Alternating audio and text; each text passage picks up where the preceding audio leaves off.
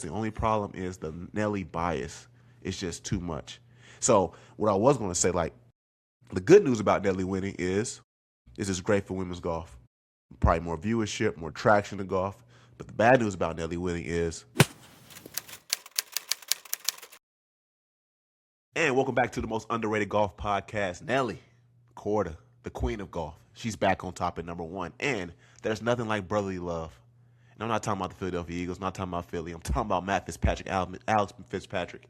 Matt giving his brother PGA Tour card, 2-year exemption, along with a lot of other things. We're going to talk about those things, again, on the most underrated golf podcast on the market. I'm Jeremy Davis, former NFL player. Look me up. Not to say I was a hot shot, but like I have credentials. I played in the league.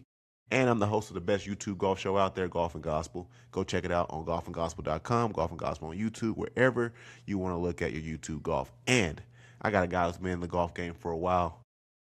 He's a former Nebraska Cornhusker golfer, high school phenom out here in Arizona. Everyone knows because I had a situation where he was like, I know the Wong brothers. I just told Nate about this story. I know the Wong brothers. But again, yeah, former Nebraska Cornhusker golfer and one of the best PTs in the Southwest, my boy, Nate Wong. Guys, please like, subscribe. Remember, we're on every single podcast platform now. We're on Apple, we're on Spotify, and everywhere you get your podcast from, that's where we're at now. So be sure to download, subscribe, stay connected with us. And if you enjoyed this episode, don't forget to share with somebody. And also, if you think we trash, dog, say it in the comments. Say, man, I don't know, your levels were too loud. I didn't like that take. That take was stupid. And me and Nate will get better, or we're going to debate you in the comments. Let's have fun, man. We love the back and forth. That's honorable. Nothing that's, bringing anybody down. But we love an honorable debate about the game of golf, man. So, again, please like and subscribe. But, Nate, let's get straight into it. Chevron Championship was never close. Nelly Korda completes the wire-to-wire finish, getting back in the winner's circle, proving me wrong, showing that she can win in 54. Outside of 54, can win in 72. She doesn't need 54, excuse me. But I would love to know what you enjoyed about her game. And also, due to this win, like I said earlier, brings her back to number one golfer, and she's 5 points away from being a Hall of Famer. But, Nate, what did you like about Nelly Korda's game? I didn't know the 5 points part, but I knew she's back to world number one. Dude, I think the best part of her game this weekend, obviously, short game, her hands were amazing around the greens, and her putting was finally working for her. The most impressive part was her long irons. Like, when she took out the hybrid, the 7-wood, the long irons, it always fell right on top of the pin or just took off right at the pin and never left. So I was really impressed with that. Her distances were a little bit off, but like your yardage gaps are going to be bigger with those bigger clubs. So no hate if she's a little short, a little long. That's totally fine. I thought her long irons, I don't want to say won her the tournament, but man, she scored well on par fives, and she limited mistakes on those long par threes where a lot of girls were making bogeys on those really, really long par threes. So yeah, I would say it's probably that was at least what stuck out to me the most. Obviously, her whole game was unbelievable, and just maintaining that lead was incredibly hard. So, yeah, big time. Yeah. I think up 6 strokes going into the final day, which, it can be somewhat of a comfort, but also scary. Now, granted, it can be dependent on who you are, because obviously we look at a guy like Jacob Bridgman, who had 7-stroke lead going into the Genesis Invitational, almost threw it away to Rory. Granted, Jacob Bridgman is not in the realm of Nelly Korda, but we can see it is hard to maintain those leads, man. But one thing I liked about her, man, first off, they said this on the commentary, which I thought was pretty impressive, man. She strategically missed last week at the JM Eagle, which is one of the highest purses on tour, because she wanted to avoid the west to east coast time zone. So she'd rather have just stayed in Florida and prepared and rather gain time going to Texas as opposed to losing. That's what they said, as opposed to losing time and then taking a red eye. And that's the one thing I had a concern for when we had Emma Talley on. I was like, man, I hope that doesn't affect Hannah Green, because I was rooting for Hannah Green. Which, shout out to Hannah Green for getting a T7, because everyone's trying to say she's not good if the field is strong. T7 at the Chevron, at the Masters of the LPGA, great finish for Hannah Green. But one thing I was happy to see about Nelly is her first 2 days of putting were incredible, bro, which has typically been the kryptonite of her game last year and the beginning of this year. I believe she had 24 putts on day one, 27 putts on day two. Something like that. Yeah, it was crazy low. So it was really, really good. However, when her putter got cold in rounds 3 and 4, like you said, her irons and wedges look really good. Round two, or round, well, excuse me, yeah, round two and round one, round two, she was 13 to 18 green regulations and 14 to 18 green regulations. But again, her putting was fantabulous. And then when her putting kind of fell off round three and round four, she went 16 to 18 green regulations. So I can only imagine she had both of those clicking at the same time. She probably would have won by like 10 strokes and maybe Dude, she would have broke the finally record. Yeah, she was one stroke away from Tying. tying Dottie Pepper's record of having 19 under. I think she bogeyed what, 16 or 17. Yes, Yeah, I think 17, but yeah, 17. I was like, come on, Nelly. Like, granted, I it doesn't know. matter. You're going to win the Chevron, but just to put that extra, stamp on your resume would have been incredible, man. So, I thought for where her putter has been through the season, great job those for 2 days. And like I said, there was a stat that came on the screen. I believe when she got like around maybe like hole, call it 12, they said, man, the first 3 days she was 18 under. And then from that moment on to the rest, before she's hit some more birdies, she was like one over. So I'm like, man, she's given opportunity for Ru Ying to come back, for Patty to come back. At one point, Lexi started to climb. I'm like, man, Nelly's giving y'all a chance to close, but they were not capitalizing on it. And then once they didn't capitalize on it, Nelly locked back in, started getting some more birdies. Wedges started to get even closer. And I'm like, man, there's nothing that anyone can do to close the gap on Nelly. Yeah. So Dude, I great do win want to for say, her, man. Go ahead. I do want to say it. Now that you said the thing about her skipping the Jamie Eagle, there's a lot of like Mhm. Rory vibes to this. She had a very commanding lead at 36 holes. Rory Yeah. skipped the Same signature thing. event before the Masters. I Mhm. forget what that one was. Valspar. She skipped the Valspar. Or no, Valspar, Valero. and then they had the Valero, and then he had withdrew from the Arnold Palmer, but he played in the Players. But yeah, he skipped the Valspar. I mean the Yeah. Valero. Yeah, So kind of gave a lot of those Rory vibes where she was skipping the tournaments the weekend before, had a huge 36-hole lead. The only thing that was different was her drives were always in play. Like yeah. Rory just sprayed his freaking driver at the Masters, and He did. Nelly He did. He was, did.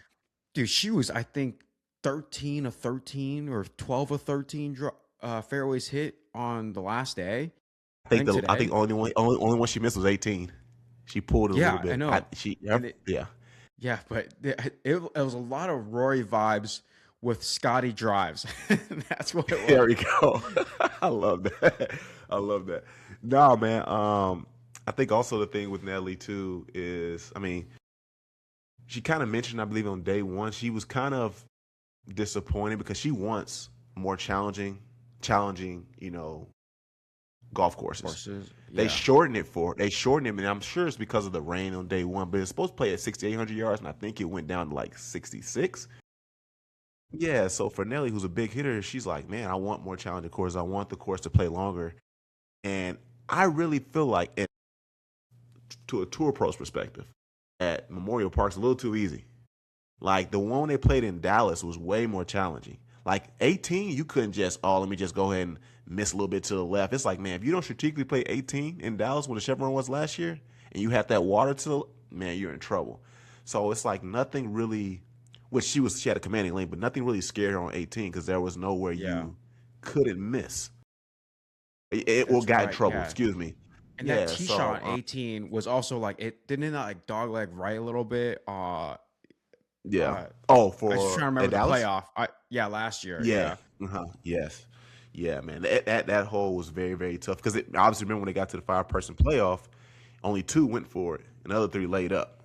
yeah. And And then like I said, one of them that went for it, it was firm. Like it bounced way over the green. I think it was Jutanagard Yeah, who did it. Jutanagar did. Yeah. Yeah. So, but yeah, there was no threat. So, which I guess we could jump ahead on here. I mean, I kind of had a problem with where it's played at. Like, obviously, it's the first time it's being played there. I kind of think I get it. You want to keep the tradition alive, jumping into the pool or the lake, but the pool just kind of seemed corny to me. Like, Yeah, like it was I forced. It mean, felt forced. very forced, man. I mean, like, yeah, keep the tradition alive. I like how the LPGA made sure they implemented that. You didn't Yeah, want to lose that, but it just looked corny to me, man. And I really believe. And granted, I don't know how contracts work with golf courses and stuff, but this tournament needs to be back in Palm Springs. I will say that. And as I was watching and looking around on Thursday, there weren't a lot of fans at the tournament. And I was reading, they said they believe that either Houston or Maury Park or the Chevron just did a bad job advertising, promoting, like, yo, the Chevron's going to be here. Better yet, again, this is the match for the LPGA. I mean, Houston's obviously a great city. There's a lot of people there, big population. But I just think that tournament deserves to be back in Palm Springs. And if it was, you probably get more people in the field for the JM Eagle.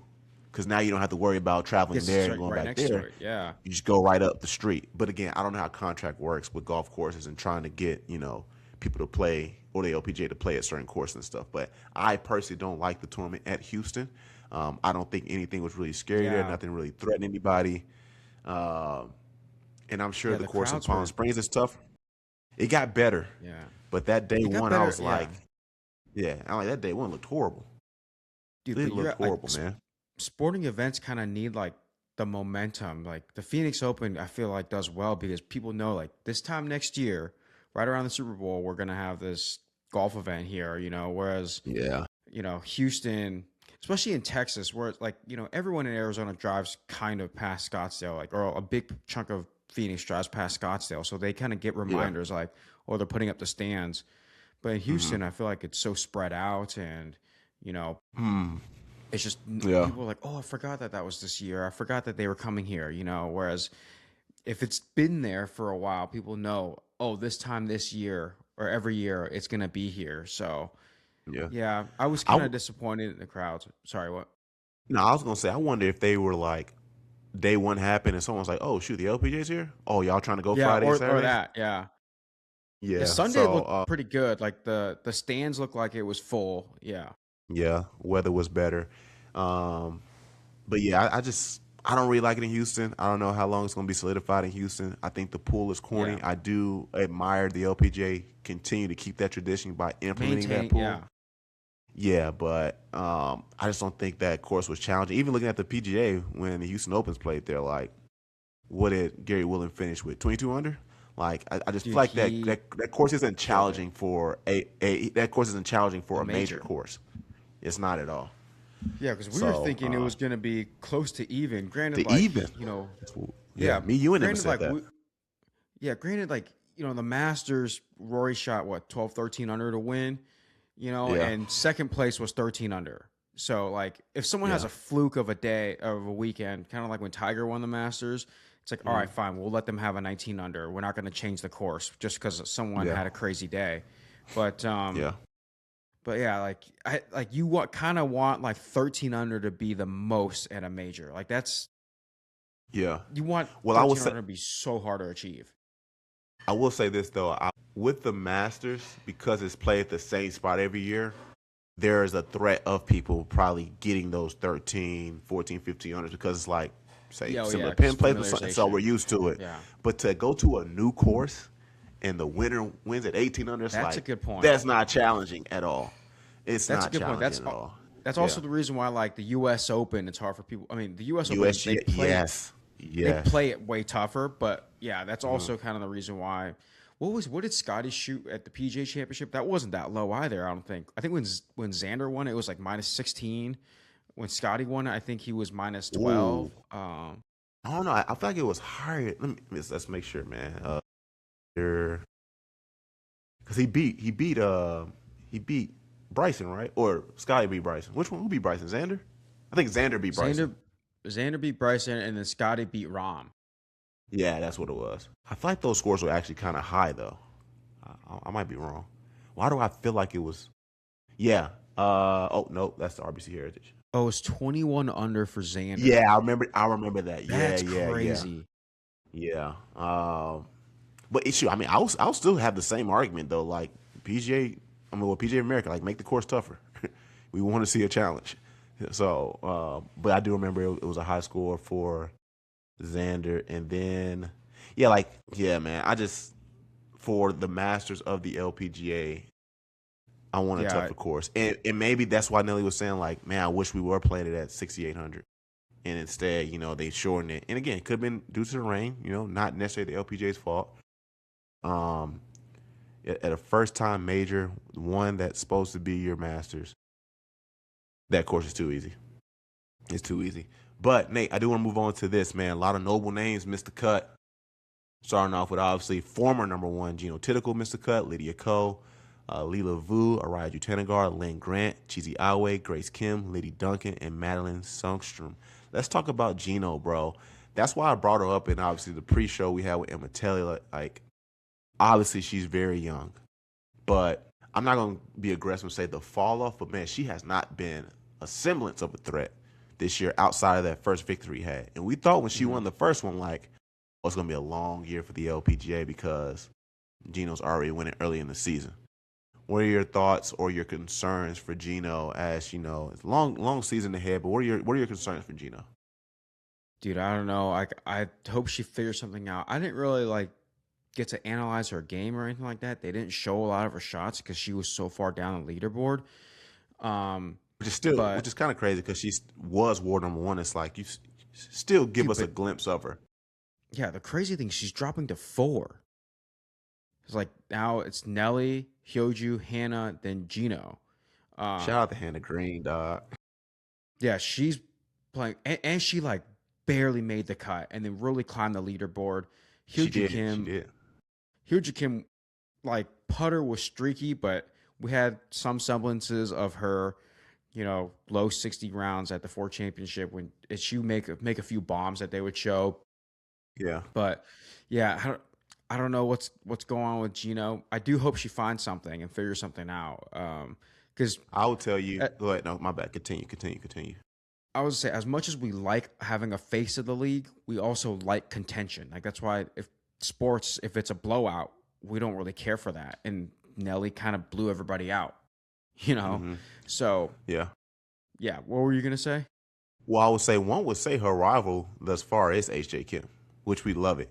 Now, granted, you would love if that was another final pairing group, because I would love to see how Nelly would have took on that challenge, knowing, man, this girl has beaten me twice already, and she's right next to me again. That would have been awesome. Granted, H.J. finished T6, which was a solid finish at the Chevron. But for Jeeno, her issue was putting. I think both days in round 1 and round 2, she had 33 putts, and that wasn't going to cut it. Well, that's right. That's right. Yeah. Now, unfortunately, when it comes to the LPGA, they don't really advertise anyone else more than Nelly. So I don't know if Jeeno's wrist is bothering her again or she's just playing bad golf. Like, if anything happens to Nelly, you know, like up neck injury, up back injury. Everyone else is like almost a secret. You just kind of got to, you know, go to the dark web and figure out what's wrong with this player, you know. But, Jeeno's going to have to figure it out on the green. And it sucks because she didn't have number one for that long. I think she had it since last August or something like that. Maybe I don't remember how long, but she wasn't there as long as one would like, because Nelly just lost it and just recaptured it. And it sucks because we talked about this at the driving range, man. Jeeno has one of the longest streaks at number one without winning a major. And I think the only person ahead of her is Luke Donald, which is the European captain of the Ryder Cup. So, yeah, it's very surprising to see Jeeno miss this major. We know she doesn't have a major win. She typically will, like, at least last year, at least be like top 5, top 10, but to miss the cut is very concerning.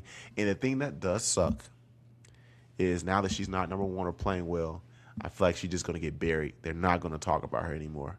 Because what the LPGA wants, in all truth, they want Nelly to be number one. Because that's the only person they want to have sole focus on. And I feel bad for Jeeno in that case, because now, like, how much coverage is she really going to get? She's still number 4 in the world. But how much coverage is she really going to get now that she's not number one? And even when she was number one, they didn't really advertise her that much. I mean, she just had those incredible finishes at the end of the season, won the CME, and it's just like, here's your picture, a couple highlight tapes, move on. That's an unfortunate truth. Yeah. And that's the only problem. As much as I love the LPGA, that's the only problem is the Nelly bias. It's just too much. So what I was going to say, like, the good news about Nelly winning is it's great for women's golf. Probably more viewership, more traction to golf. But the bad news about Nelly winning is those are the only shots we're ever going to see.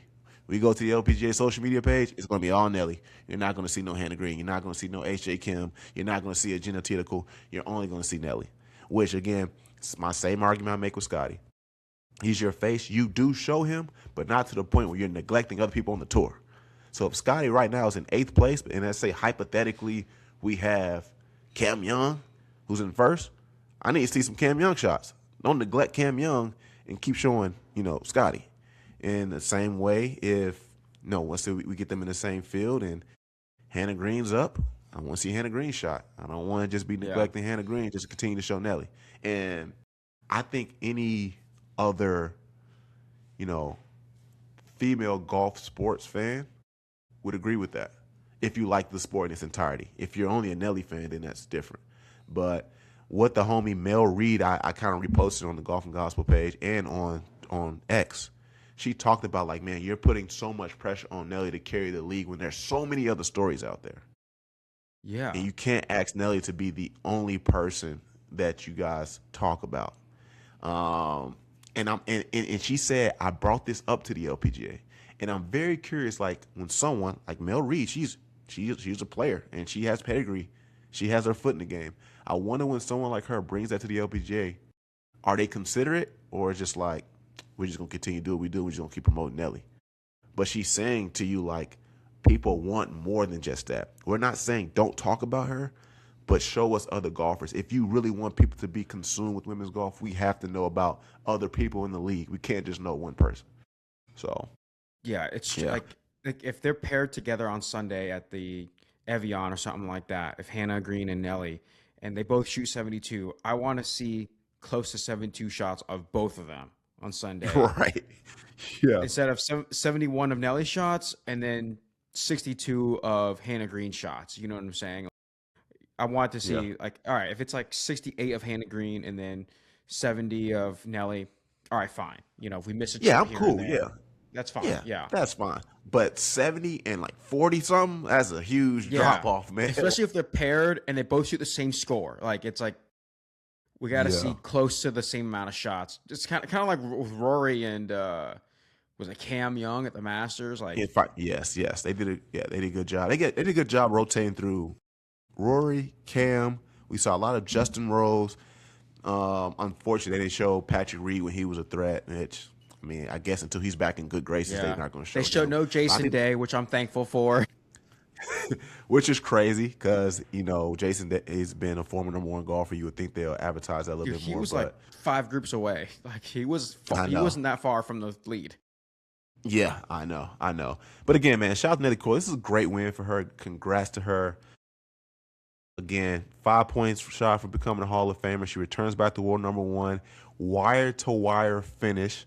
And a stat I just saw, man, wire-to-wire LPGA major champions led by multiple strokes after 4 rounds in the last 50 years. Julie Inkster, Amy Alcott, and Nelly Korda, man.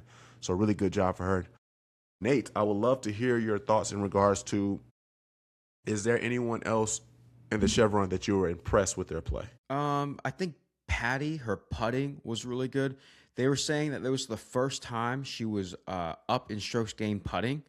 And then the other girl I thought I did really well was Farrah O'Keefe. Dude, her lag putts amateur all burned the edges or went in. Like it was, they all had a chance. And that's hard to do. Some of those greens did break kind of hard, and especially with like the longer distance putts, and they all had a chance to go in, except for her last putt that was going to help her get low am, but she ended up tying with the other low am. But yeah, I thought her putting was really good. Same thing with Patty. The thing about Patty was impressive is her scrambling. So that's why her putting was good, really because she kept, because her irons were not on. She would miss the green, but man, she would get up and down. And I'm just like, man, I can only imagine if you were hitting greens, how much of a threat you would have been for Nelly. But I wonder also too, Nelly seeing that, if that gave Nelly a sense of peace, like, oh, because no one, like I said, no one was threatening her. So when Patty missed the green, Nelly's like, well, I just knocked it 5 feet, so I'm good. I know, so that probably took a lot of pressure off of her. Yeah, and like she also wasn't that accurate with her drives, especially compared to Nelly. So I feel like that helped Nelly with her confidence. Is like, I don't know, it was weird because I feel like Nelly was out driving her, but she would always go second. Or I don't know if that was just when they would air it, but she would always go second. That's true. But yeah, Nelly was 12 of 13 fairways hit, bro, and she just missed that last one. See what I'm saying? And then 16 of 18 green in regulation.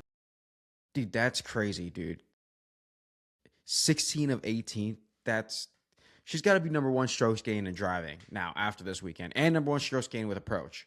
Like that has Yeah. 16 of 18 greens. It's like, why do you have wedges in your bag if you have 16 to 18 at greens? that point. Exactly. I do want to mention some players I was proud to see do well. Lexi Thompson, man, was playing really good. Unfortunately, a bad That was back cool. nine in the final round, but I think she ended up finishing like somewhere maybe like anywhere from T13 to T11. So it was good to see Lexi get back to a form that we're used to seeing Lexi at. Obviously, she didn't make the cut at the Ford Championship coming off her honeymoon. So she was probably still on that high, but really, really good showing for Lexi Thomas. Another person, I already mentioned her name. We're not going to act like Hannah Green can't play good golf when the field is strong. Finished with a solid T7. Obviously, I know Nelly did steal the show, but that was a really, really good job by Hannah Green. She's still having a phenomenal season. Again, a top 10 in a major, 2 wins, 2 LET wins, only 1 missed cut, which was at Shadow Creek, which we kind of showed some grace at Shadow Creek. So good job by Hannah Green. And lastly, I'm a little biased here, but the homie Paula Rito, who was on my Golf and Gospel panel, man, making back-to-back cuts after missing a few cuts early in the season. She ended up finishing last in the field of the ones who make the cut, I believe. Well, she might have just been last under my favorites, but very happy to see Paula game is starting to trend upwards from here on out. So very excited. But again, guys, you listening right now, please like, subscribe, share, comment, talk trash to us. We don't care. Be good friends, be bad friends. Well, don't be bad friends, but be good friends. But be a bad friend and talk trash about us in the comments, man, because me and Nate, we be locked in as the most underrated golf podcast on the market. Nate, I want to move over to the Ryder Cup, man, which a little disappointed. Very disappointed. Big news. Jim Big Furyk news there. Jim Furyk is your 2027 Ryder Cup captain. We had some discussions about this. Why do you believe that he's the right guy? Dude, I like Jim Furyk. You know, he was always an underrated guy.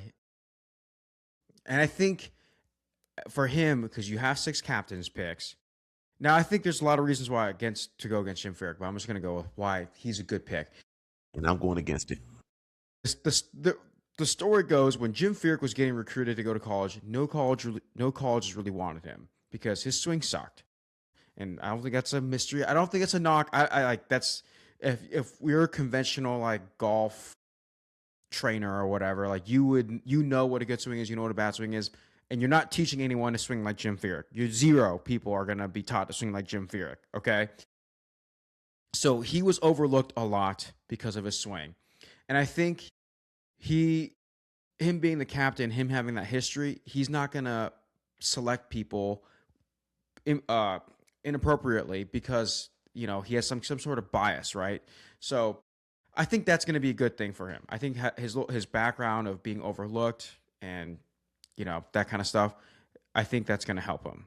But yeah, you make your first pick off, for your case for why he's not the guy. First off, this is supposed to be your captain right here. This is supposed to be your Ryder Cup captain right here, man. So I'm very disappointed at Don Ray and the PGA America for not picking this guy who's been playing incredible on the PGA Champions Tour. And I've already said my spiel about him. However, Jim Furyk, we go back to the 2018 Ryder Cup. Not his best showing at all.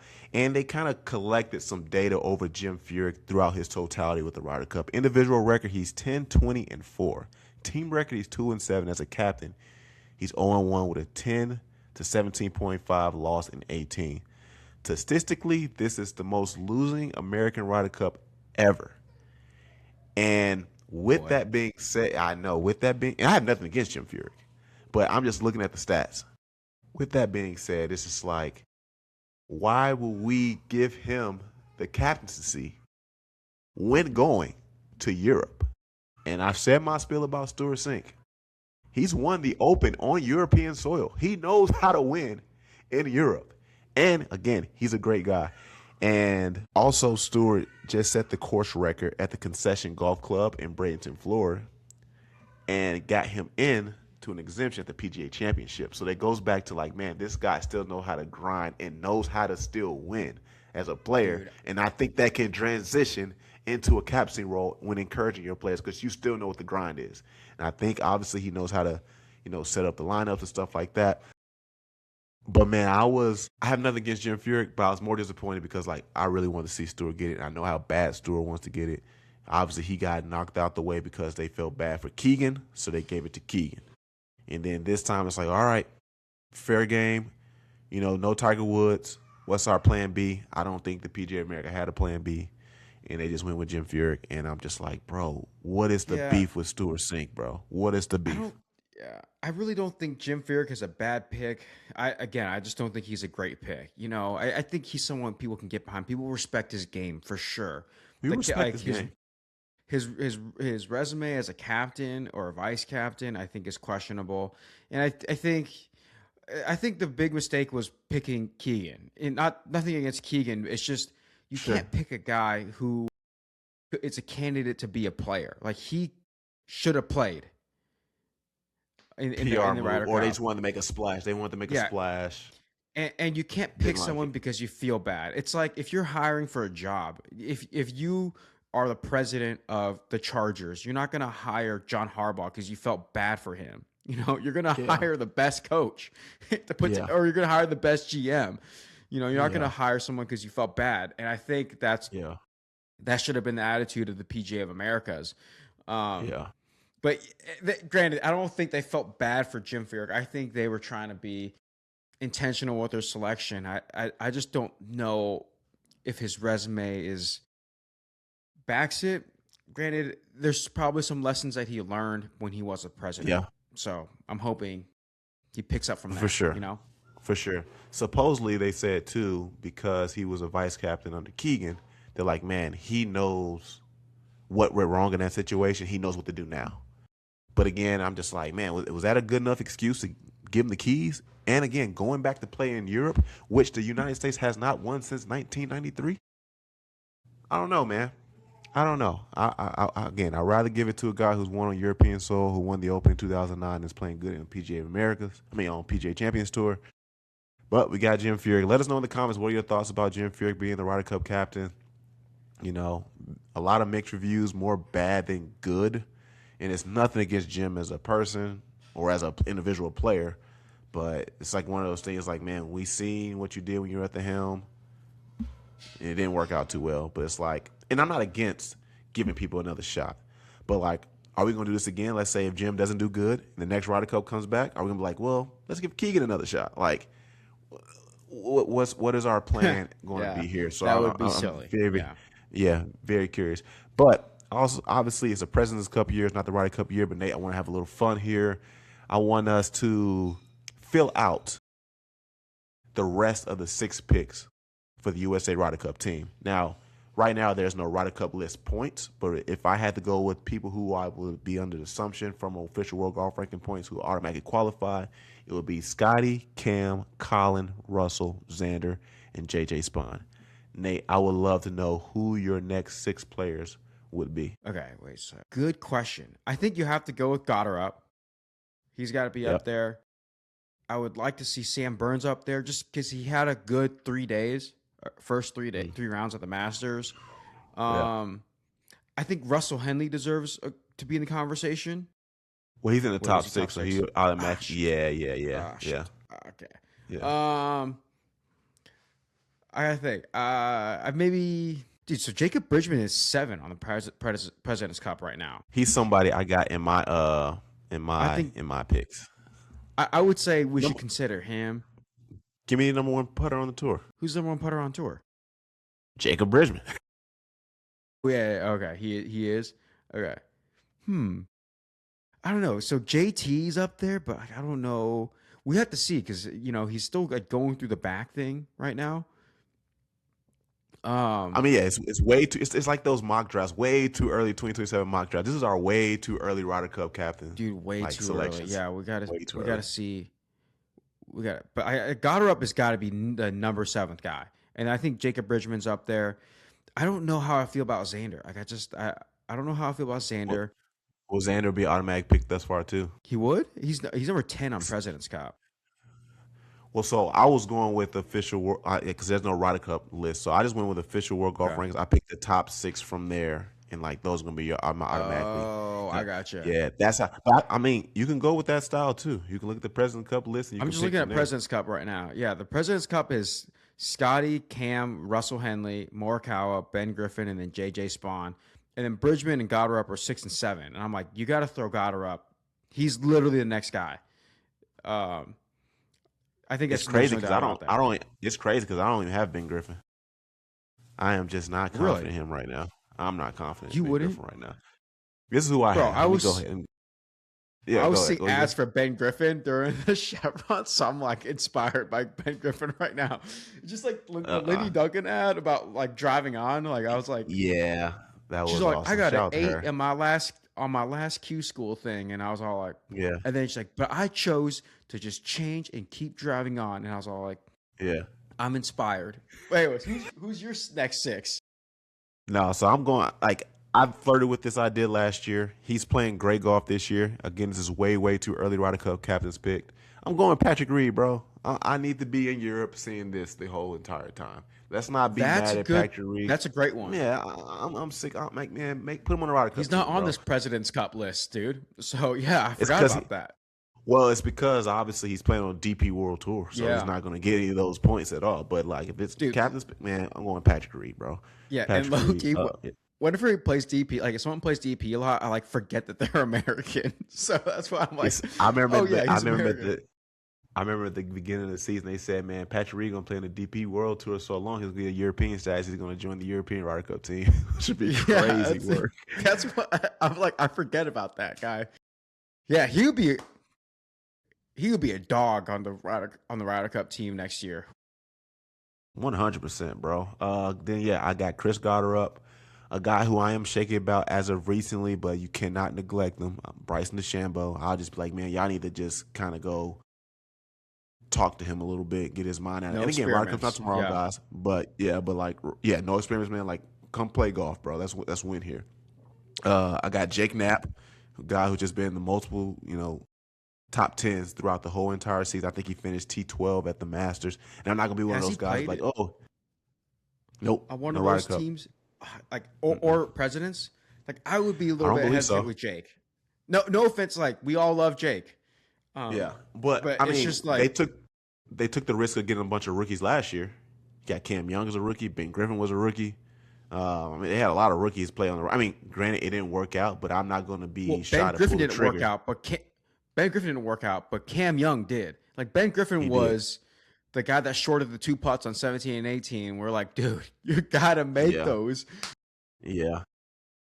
But Cam Young did. And then when Europe had the bunch of rookies 2 years ago, they played really well. So you can't, that's not a bad strategy. Yeah. And it's funny because think about the European Ryder Cup team is they pretty much just came back with the same exact roster. They just switched out the Hogarth brothers. The twins just switched.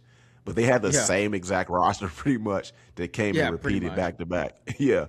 Other person I got, Jacob Bridgman on 1 putter on tour. He will be a rookie on the Ryder Cup team. But, again, I don't think he's going to be short in putts unless it's – well, I say that loosely because obviously just Invitational, he did short that putt. But he ended up winning.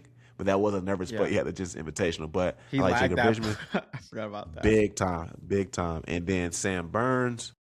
And then I'm going to go with Harris English because he didn't get the opportunity to play because Victor Hovland said, you know what, I can't play due to whatever injury. And they got a half point. And it's like, man, I would love to have seen what Harris English would have did an opportunity. That's right. Harris is so underrated too because he has no flashy parts of his game. None. No, he's a steady Eddie, big time, man. But let us know in the comments do y'all like this pick? Who would y'all pick as y'all way too early Ryder Cup selections?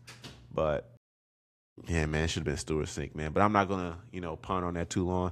Move over to the Zurich. Matt Fitzpatrick and Alex Fitzpatrick win the Zurich with an impressive round of 57 on Saturday, and due to this win, Alex Fitzpatrick earns a 2-year exemption onto the PGA Tour. First off, Nate, I just want you to assess Matt Fitzpatrick's season, how you think he's doing, because what we're seeing right now is incredible. I think he's the first person to win back-to-back since 2024 when Scotty Scheffler did it. Dude, first off, the first thing I want to say about Matt Fitzpatrick's game is that he needs to take notes from Camilo and learn how to do the Spider-Man, because I'm sick of him lying down on his belly. The re-putts. He did that last week when he won, and then he's doing that this week. Yeah. But Well, for You him, know, he's gonna say it works. It works though. So why would I not do it? yeah, but just it would be way cooler if he did the He Camilo did Spider-Man Yeah. pose. Yeah, but dude, Matt Fitzpatrick he might be the best golfer right now. I would put him up there because it literally happened last week. It's like, if I say I'll put Matt Fitzpatrick up there with Scotty, if we go into the playoff, I would bet on Matt Fitzpatrick. He literally did that last week, and this week he played really well.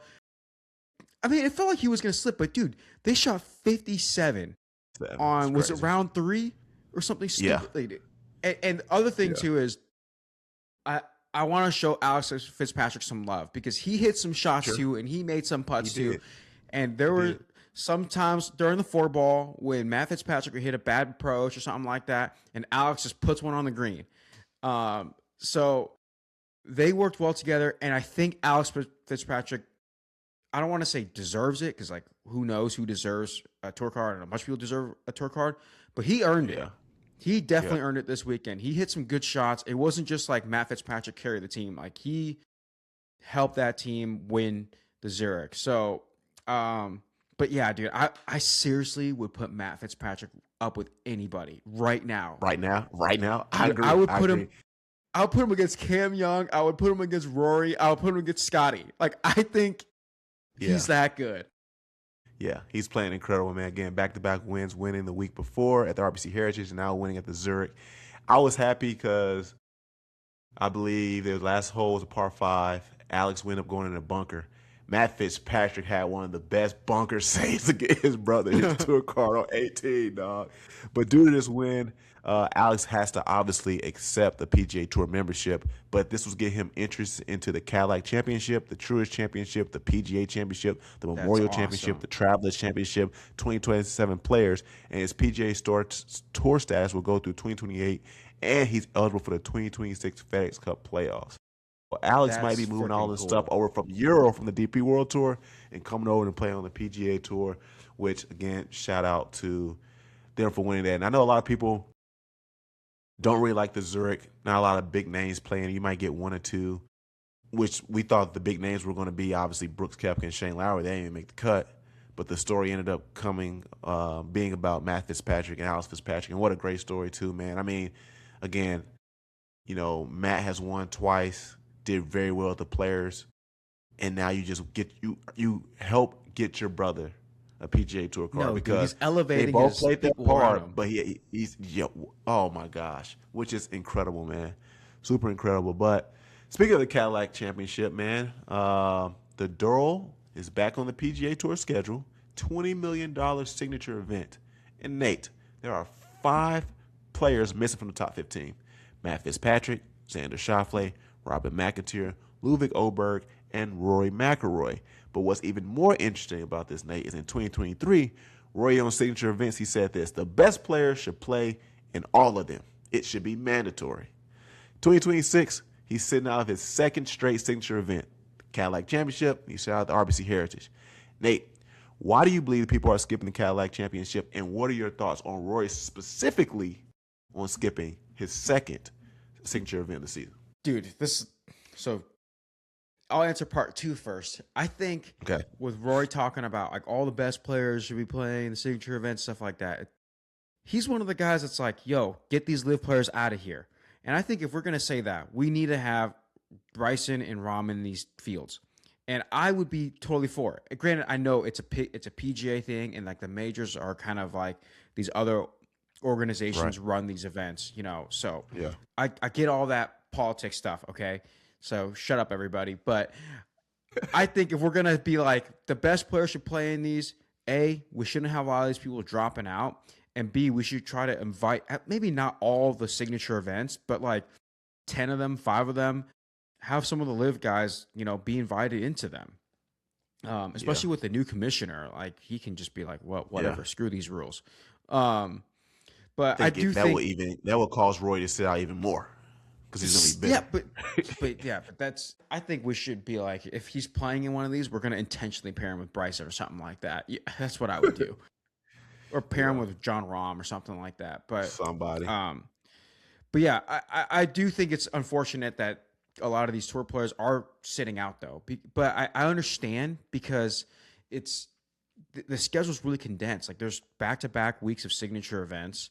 They have what's the next one? The PGA Championship coming up, or they have So is that the next major? yes, yeah, next major is PGA Championship. Yeah, Yeah, we have the PGA Championship coming up, and I think people are taking a page out of Rory's playbook and sitting out of tournaments before, or like a few events before a major, so they can kind of peak, kind of like what Emma was talking about. It's like, I might need 3 events to peak, or I might need 2 events to peak. I think some of these guys are trying to sit out so they can peak during the majors, because the majors will do a lot more for their careers and their legacy and stuff like that. But yeah, what are your thoughts about all these dudes sitting out? So there's two thoughts I had here. So one is, my issue with it is they keep talking about like, man, that the best players in the world don't play together because of Liv. But Liv has nothing to do with you guys right now. You're still sitting out of signature events. So you can't blame Liv for the best players not playing together. The other part of it is you say how, oh, Liv plays on all these like resort courses. Now you're going to play at Doral, which is pretty much a resort course. So that kind of contradicts a lot of stuff as well. But where I do agree with, people sitting out is, we see between the Masters and the PGA Championship is a crowd of like signature events. You got the RBC Heritage, the Cadillac, and then the Truist. And it's like, man, that's a little bit too much to be aggressive heading into another major. Now, you made a good point about Rory. I wonder if Rory's to the point, because he's 36. And again, golf has a little bit more longevity than other sports like basketball and football. But I wonder if Rory's like, man, my body best reacts when I take 2 weeks off and I go compete. I got to save some of the mileage. Yeah. Yeah, I wonder if he's like, man, I've done a study on myself, and this is where I best perform. And in reality, Rory's probably to the point where he's like, I don't need to win any more signature events unless or elevate events, unless it's something like the Players or just Invitational. I don't think really, because that's or the Memorial, because it's Jack's tournament, Tiger's tournament, and then the Players is pretty much the 5th major. And I think outside of that, Roy's kind of like, whatever. I just want to get ready for majors. So those are my back and forths. There's a part where I agree. There's a part where I disagree. I think I said both my points about that. But it does suck because Rory is obviously contradicting himself. And I feel like he was being a lot loud about it in 2023 because that was the inaugural season for Liv. So he would say anything that would be against it or make those guys feel convicted about going. Yeah. Yes.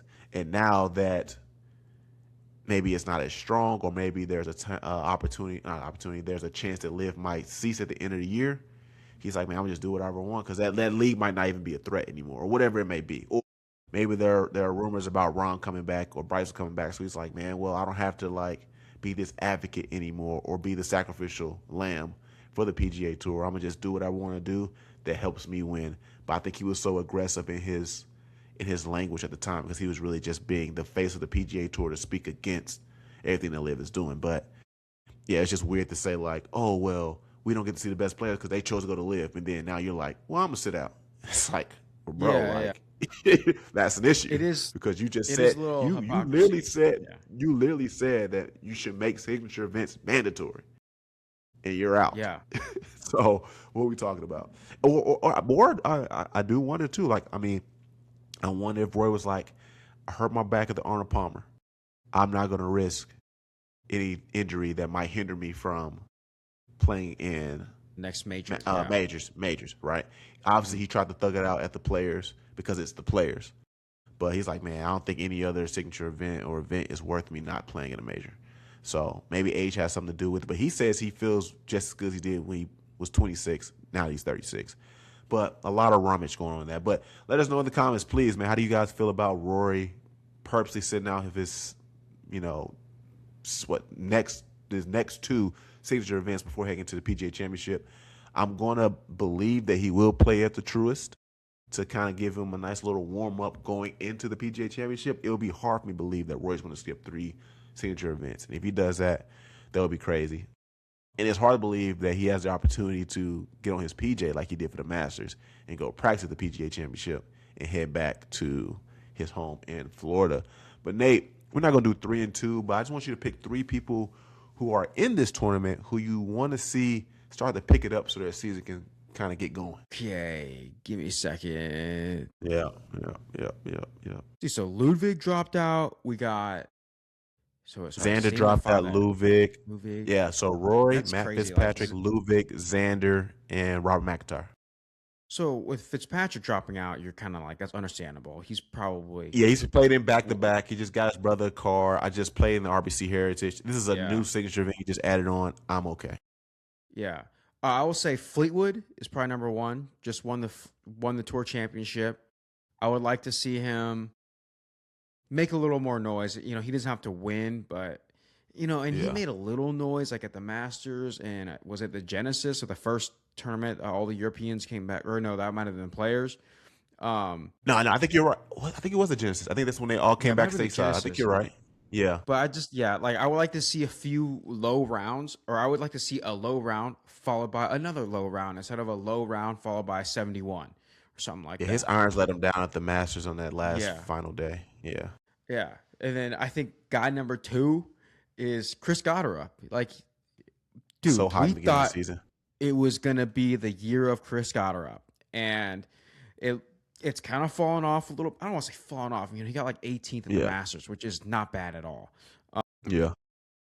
But he's just not been relevant, which I guess that's a fair criticism of where his game's at right now. So I would like to see him, I don't know, just pick it up a little bit.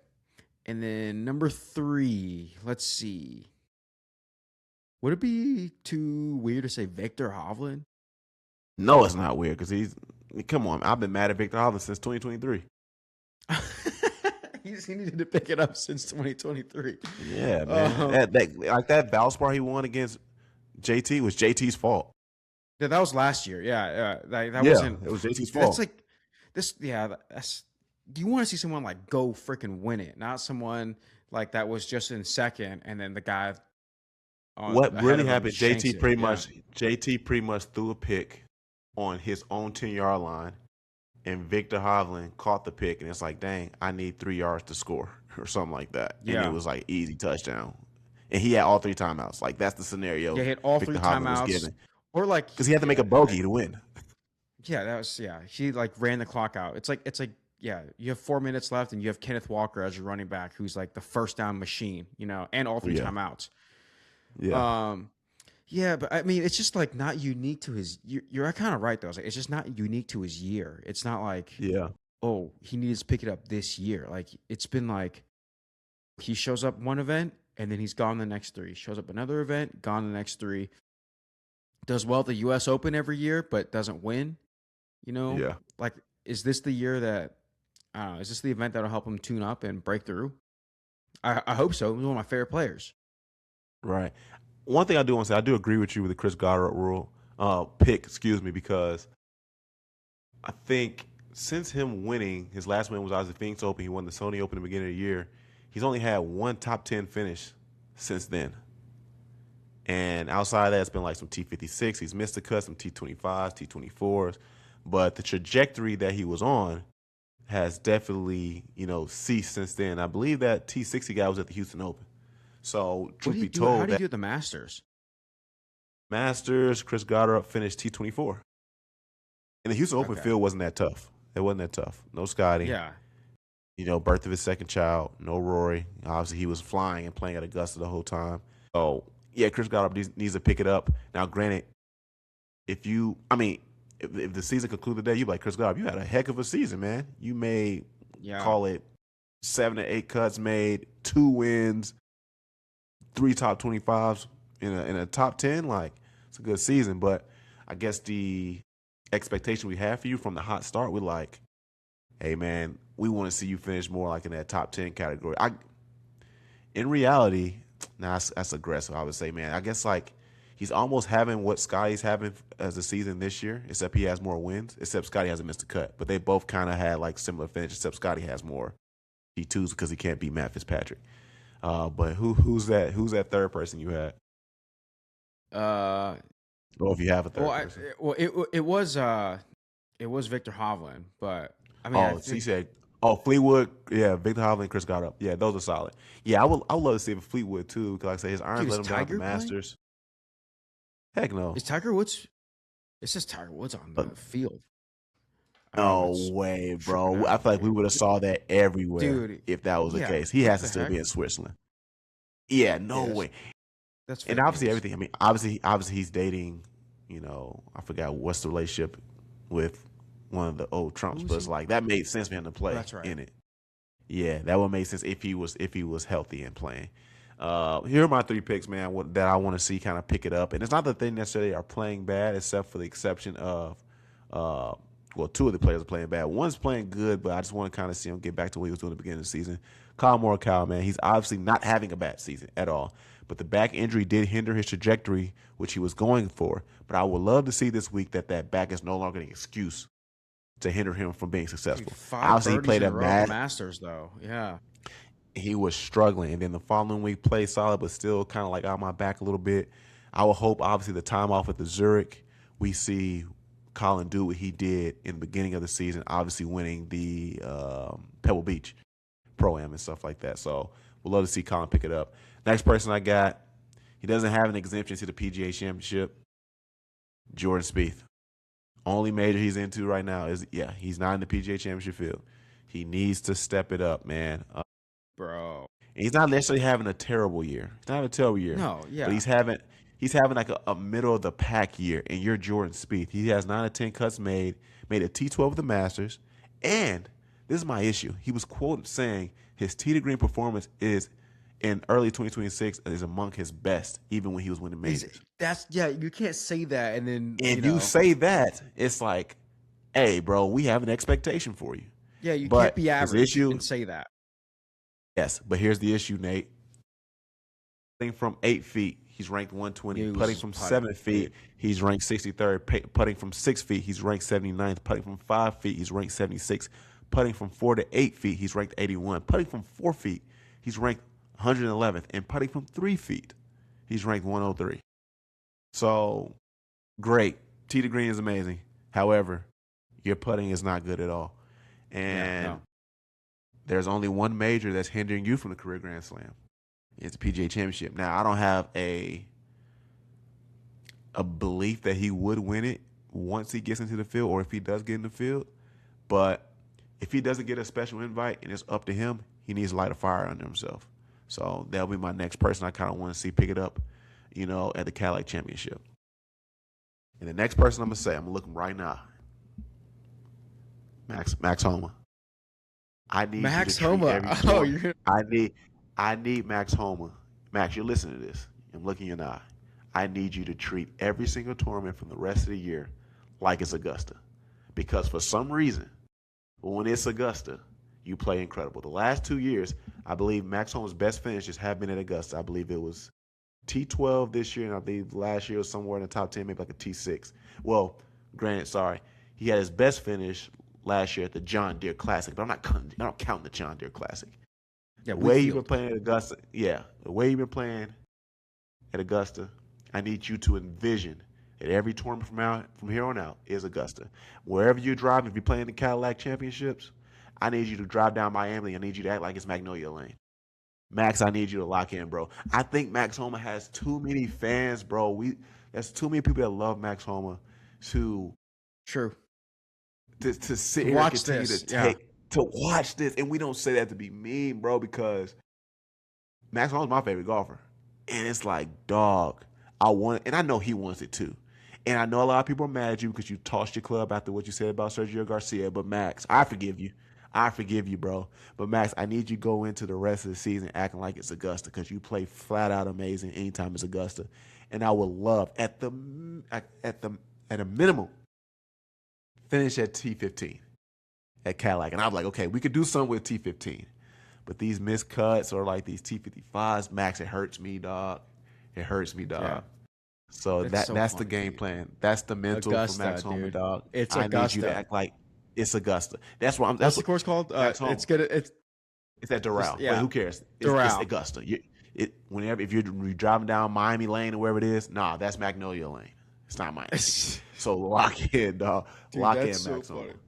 I feel like so like Man. last year after the Masters, he was slated to go to the Tour Championship. He was slated to go to FedEx St. Jude because he was in the top Yeah. 60. I remember, and then Yeah. slowly and surely was like 100th in the FedEx Cup or something like that, or like Yeah. And then 120th. he had to go play in FedEx Cup fall. He has best I finish at know. T9, but that's FedEx Cup fall. And then he's carrying his bag doing the U.S. Open qualifying. You know. As fans of Max, man, that hurts to see, bro. And again, I know Max wants to play well. I know he does. It's not like he's doing it on purpose. But For sure, yeah. if I had to give any tip to Max, once again, just act like it's Augusta, bro. Yeah. Just act like it's Augusta, dog. We gotta train the mind to think like I'm in Augusta, Georgia, and right now I'm about to head towards A-Man's corner. Because I just feel like you've dominated that course the last 2 years. We gotta play with the visuals or something. But dude. we need Yeah.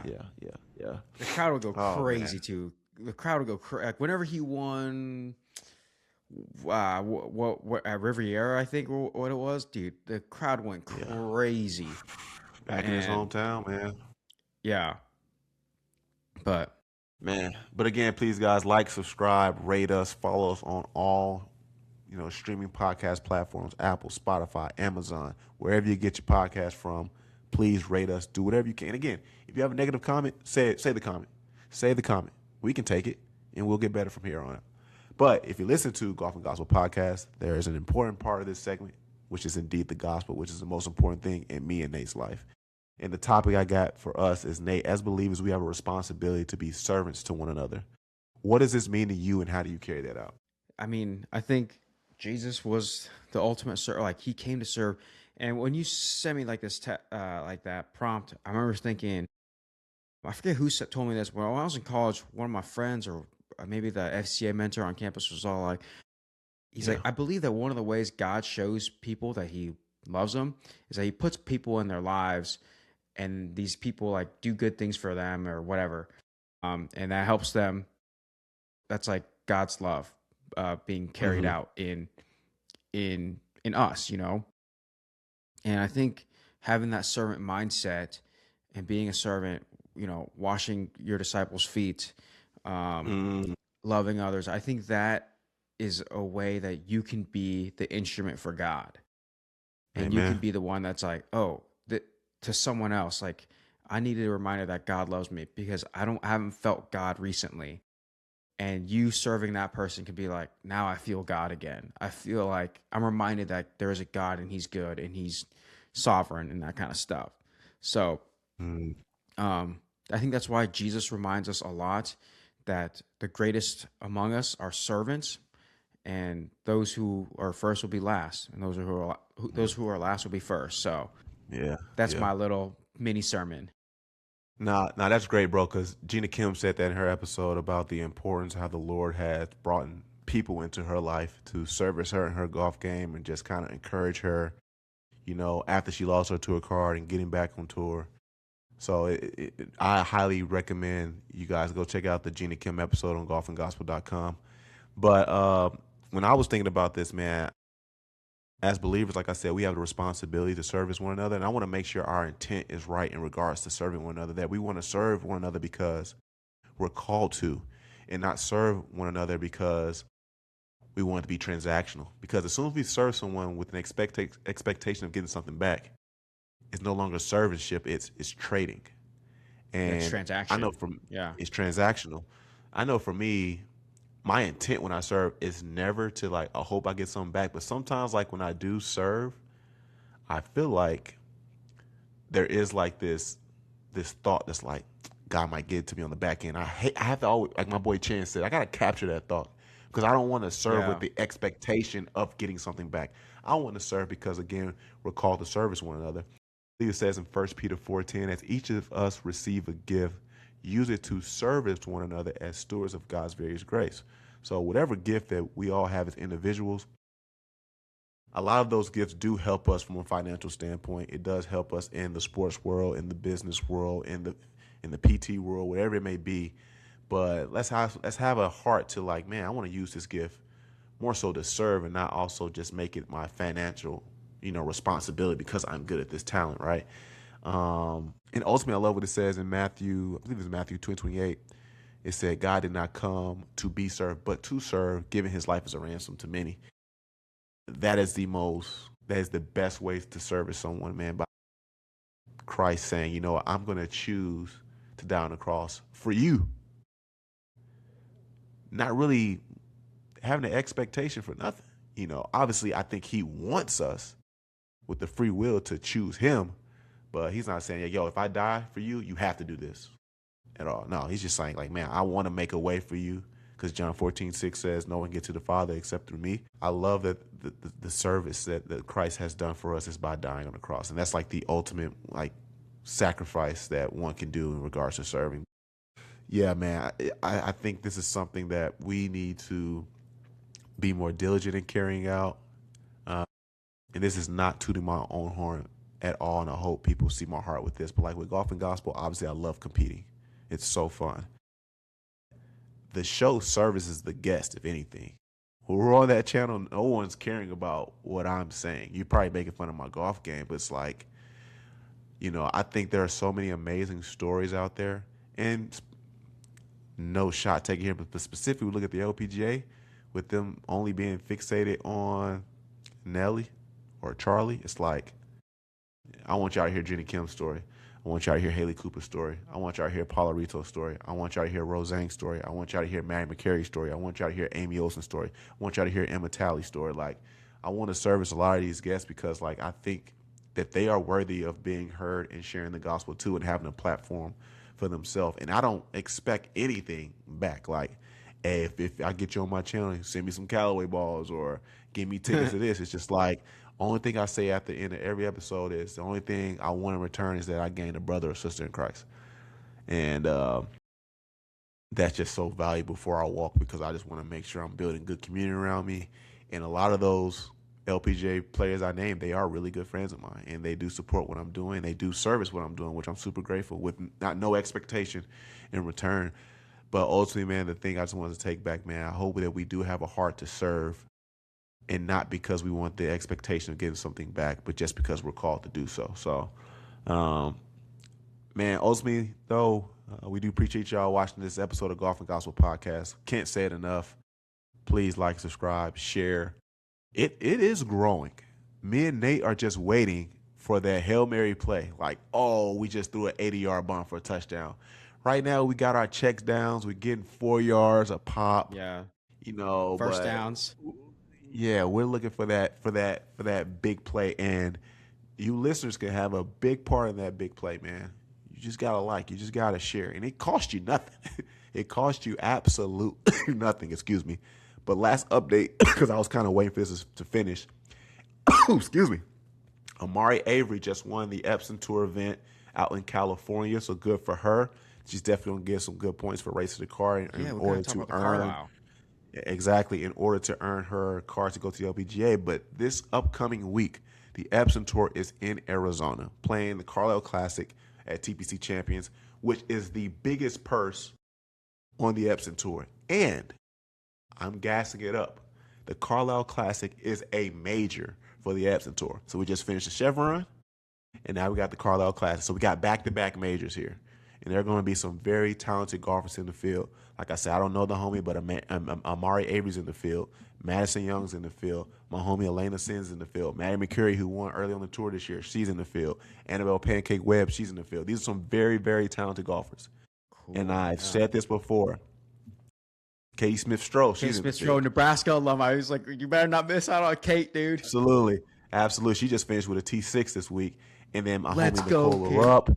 Yeah, my homie Nicola Rupp, Riley Rennell. There are Elite Six, who's a major winner. She's on this. There are some dogs in this tour.